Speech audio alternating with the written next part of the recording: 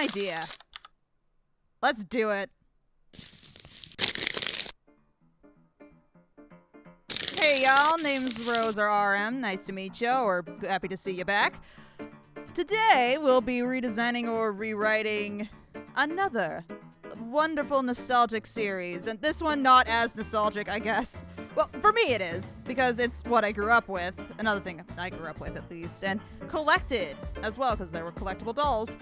It's Monster High. Shocking no one. I got my first doll, I think around 2011, which is about when it came out in 2010. I got Lagoona first, and she has remained a favorite. Cleo and Deuce were the next two, and then after that, hyperfixation took over for the next, I don't know, 11 years? It stopped for a little while, and then it kind of came back around Gen 3. Yeah, Gen 2 I completely phase out because Gen 2 doesn't exist. But thank God Gen 2 ended very quickly. It was around 2016 to 2017, with less doll sales and less marketing being put out for Monster High around that time. Unlike its original 9 to 10 year run in Gen 1, which is what I grew up with. And Gen 3 came out in 2022 and is continuing today with animated series and a 3D animated series, which is pretty darn cool. They even got 2 new movies. I have not seen these movies. Why have I decided to do a hypothetical 4th gen? I want to just take my own take on it. This is nothing, I have no beef against the Monster High team, past, present, and future. I think you're all great. Thank you for providing us with this wonderful series. Sincerely. This is no shade to you guys. For a hypothetical Gen 4. Alternate universe, of course, just like Gen 3 is to Gen 1. Whatever the fuck Gen 2 is, I like how we've all collectively forgotten that Gen 2 exists. So, with that being said, let us start off with our first monster, Frankie. So, what did we keep from each generation? What did we remove? And what was altered? And by extension, what is their new story or origin, if it's applicable? Those are the questions we are trying to ask. I started with Frankie because, honestly, the first two don't change all that much.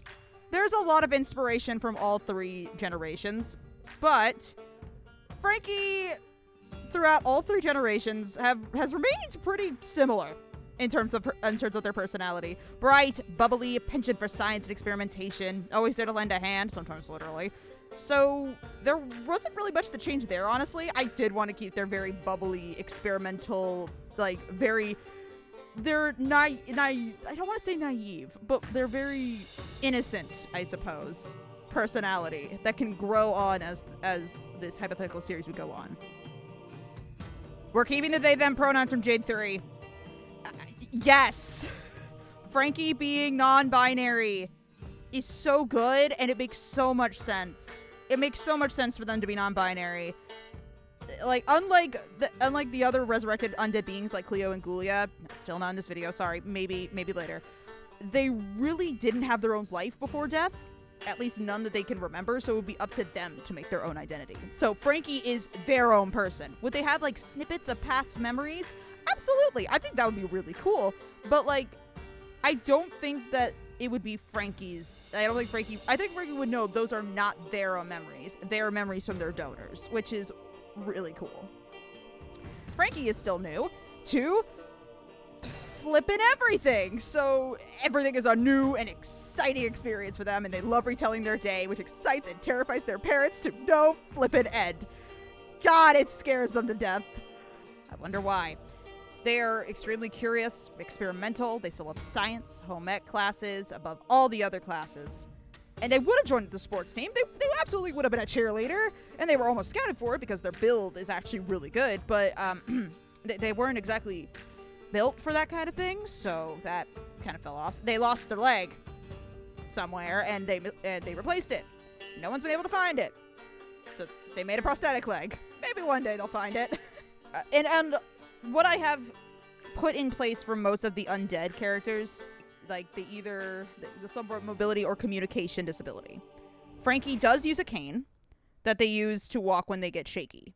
They don't use it all the time, but they do use it. They have a crutch. And arriving on the scene, they immediately clicked with Draculaura, both of them being super infectiously peppy and energetic people. Lagoona and Deuce's friendship with them was very quickly made through their connected love of public speaking and fundraising. Clawdeen was pretty quickly gained over the first couple of weeks, and Cleo is still a work in progress, but I believe they're doing great. Draculaura. Well, there's a lot of people love Draculaura, to be fair.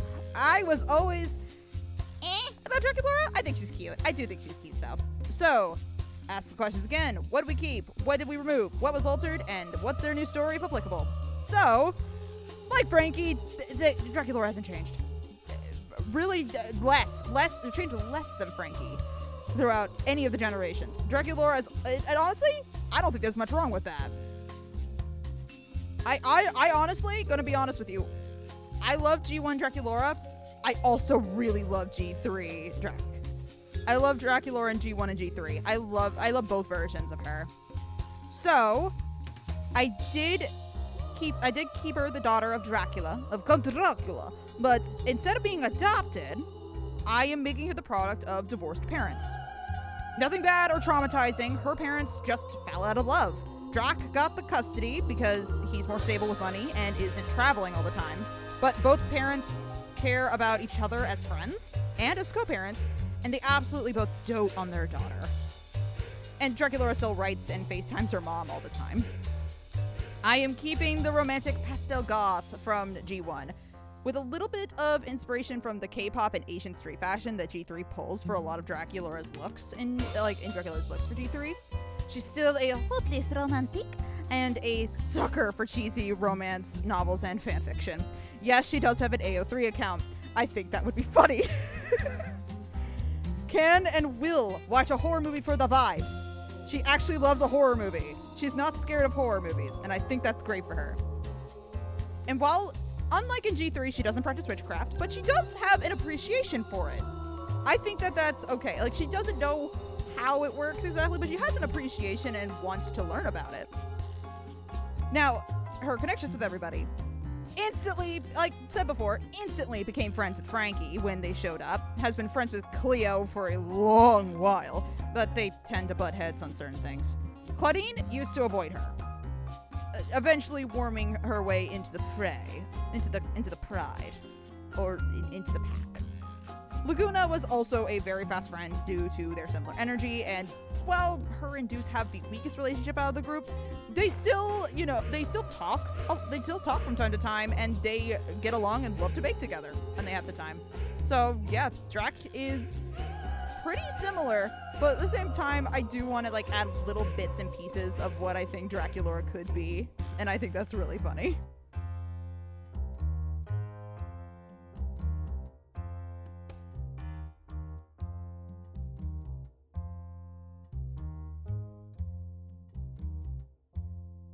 All right, Clawdeen Wolf.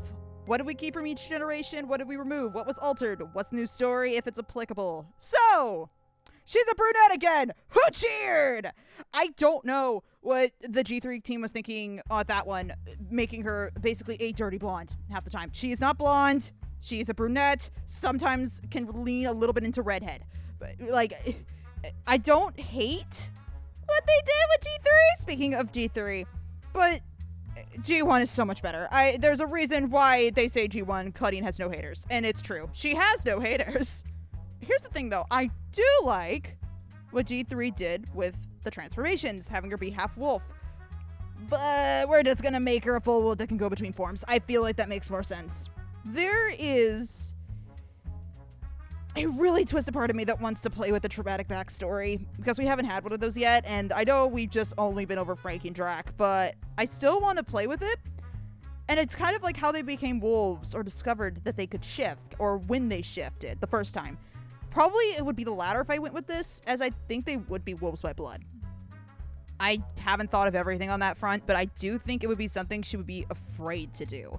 And would be aware it's inevitable that it would happen. It's an inevitable horror that she hates.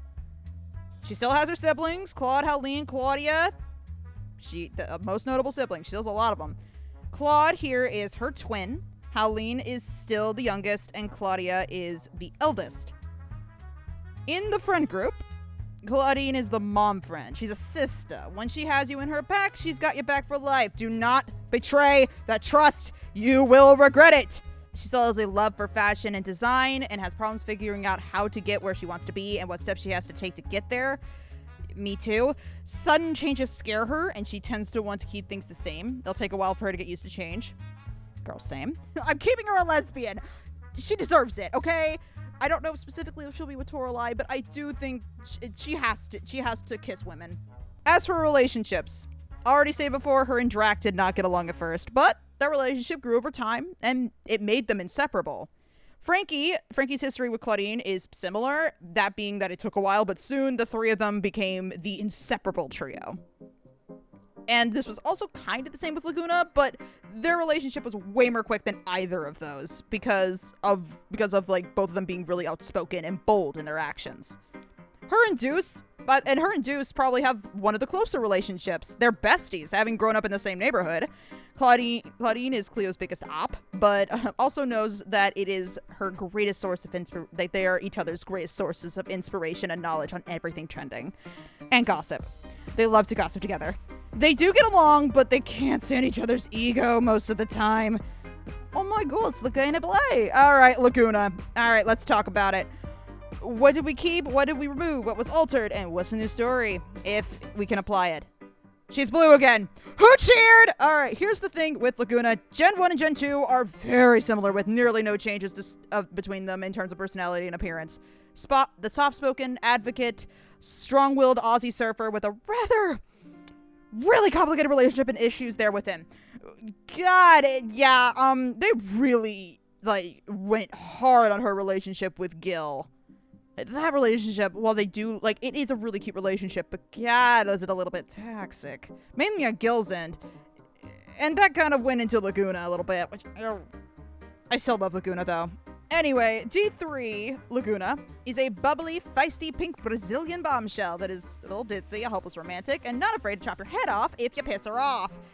These are two completely separate characters that share the same name. That's how I choose to view it. I do like them both, but I have my preferences and nostalgia won over. I did make her blue with pink extremities, which is basically a color swap of what they did in G3.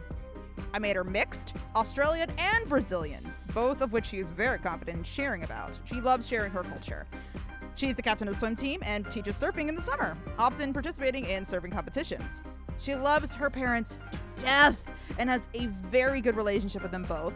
She is the golden retriever friend, happy and bubbly, someone who's really easy to talk to and is often being the group mediator. Just don't piss her off or you won't have a hand or head to fight back with later. So, in terms of connections, her and Drac had an instant connection when they both met. Both being bubbly and bright, they clicked immediately. Frankie was much the same case, both being very driven and excitable by opportunity. Deuce, easy to gel with. They're usually the group peacemakers and are complete gossips to each other and no one else. Clawdeen took a minute, but not as long as another one. But they have respect for each other and how they're so emboldened by action, and that quickly grew into a friendship. And then there's Cleo. Cleo is complicated, but what isn't when it comes to her? They respect each other and know that they won't hold anything back, but when Cleo's on an ego trip, it tends to keep Lagoona away as she doesn't want to bother with it. But they do consider each other friends. They just don't want to step on each other's toes.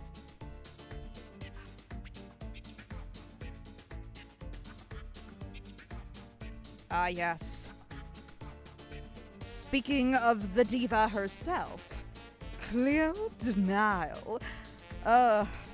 So, what did we keep from each iteration? What did we remove? What was altered? And what was the new story?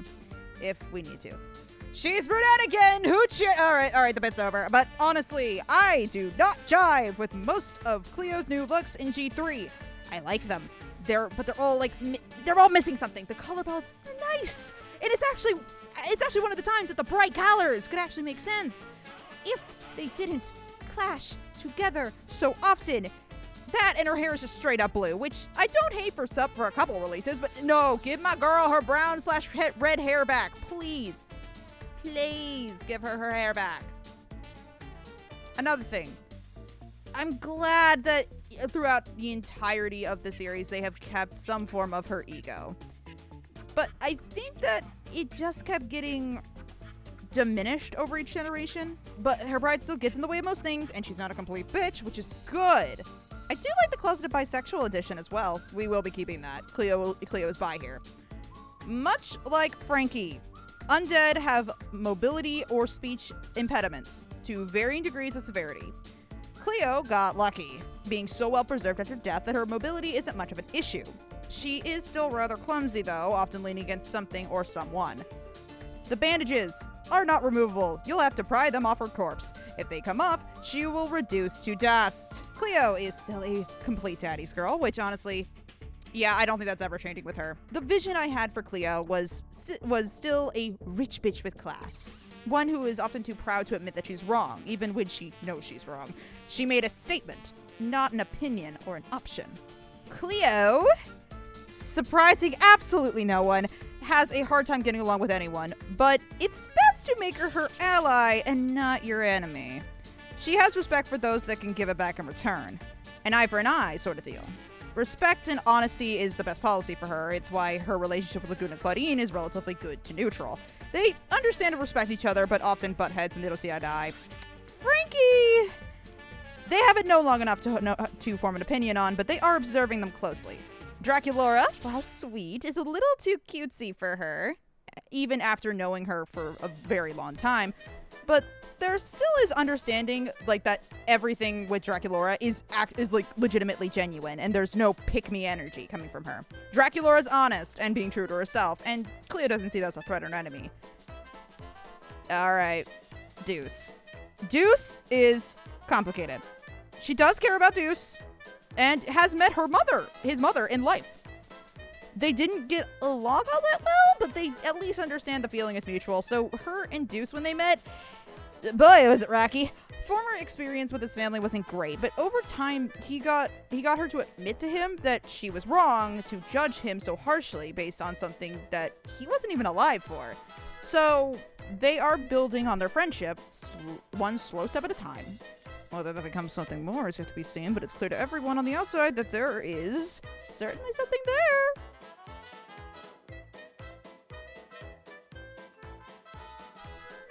And the last monster of the video, Deuce Gorgon. Alright, one more time for the folks in the back. Oh, hey, Deuce is part of the main goals again. Who fucking cheered? Alright, cool. No, because seriously, bro got nerfed in all gens. I'm giving Snake Boy the love he deserves, like he did in some of the movies in the early websodes. Hell, I couldn't find a Gen 2 illustration for him. Give this man more dolls, Mattel, you cowards! Alright, enough of my rant. What did we keep from each generation? What did we remove? What did we alter? What's in the story and origin if applicable? So, I am keeping his laid-back, chill, slightly protected personality. I do like how Gen 3 is at least giving him more attention and adding more to him, especially with the relationship he has with his mother, which, to be fair, in Gen 1 was a big part of him that they never really explored, which I understand why, considering his mom is Medusa. And I believe they were going with the Roman retelling, not the Greek one, if you get what I'm saying. So in Gen 1, I do have his diary. In Gen 1, his relationship with his mother is very strained and very coded in a certain way. I can't say what it is, but it's very it was very based off the Roman retelling of the story of Medusa. Yeah. If you get my drift, which, you know, mythologically speaking, Deuce's conception is possible and very unfortunate. And I will be keeping this as part of his backstory. I think it still works, but the fact is I am going to focus more on the aftermath of it than focus on how the fuck it happened. Because, yikes. Like, he knows exactly what had happened. He knows he was technically a surprise. And his mother tells him that he may not have been planned, but he is still very wanted, welcomed, and loved, at least by her. His relationship with his mother is not as strained as it is in Gen 1, as it's implied to be. They are both very fiercely defensive when one of them is in danger, and will protect each other and their honor, something that has been pushed down a few too many times by pesky gods who don't know their place. He was pretty sheltered until they had to flee from their home in Rome, which, in hindsight, while insanely scary at the time, and they do miss it, both agree that it was good for both of them. New experiences is beneficial for both of them, and they both got their sense of independence that they both so undoubtedly craved. Now, Deuce actually can pass for human, and he took that to his advantage, keeping the snakes covered and closing his eyes. There was another part of Deuce, and oh yeah. The glasses are a relatively new addition to his wardrobe, but he still keeps his eyes closed for the most of the time. It's just force of habit at this point. Deuce's relationships with everybody are... Well, he had complications with making relationships before. He is surprisingly good at making friends. Like, mentioned above, him and Cleo's relationship was rocky at first, and since developed into something more understanding and slow building, which is just fine for him. He understands that it's a rocky, and he would like to not step on her toes. Seriously. Clawdeen, very fast friend. Like, one of his first since he moved to America. Them being in the same neighborhood and having similar fears of what they can do had them bonding rather quickly. But not that it started as trauma bonding, became real bonding. Lagoona as well was a fast friend, them both being on the skate scene, and she likes animals and feeds the snake sometimes when he rarely decides to take off his hat. Frankie and Deuce were also pretty fast at building a friendship, mainly on Frankie's end, but he admires the confidence they have in themselves despite being new to, well, everything. Drac took a minute, as they didn't really have much of a reason to talk to each other for a while. They got paired for home ec for a baking project and clicked on that interest, which got them talking and got them bonding over their mutual loves of sweets and home cooking. She may or may not be trying to matchmake the hell out of him and Cleo, but Drac is not subtle. And while he appreciates the effort, he honestly just wants to take things slow, which she does respect.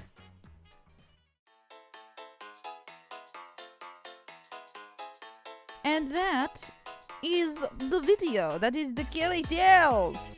I do hope you like it. It was a really fun video to make. I had these drawings on the back burner and this idea on the back burner for a hot minute. It's just, real talk, I'm not a big fan of recording my voice sometimes. But I still wanted to get a video out and I still wanted to show the world the drawings and my ideas. I have more coming in the future. It's gonna be really fun. You guys are really gonna like it. I promise. Big things coming out the pipeline. But leave this video where it may. Thank y'all for joining in on this fun little video.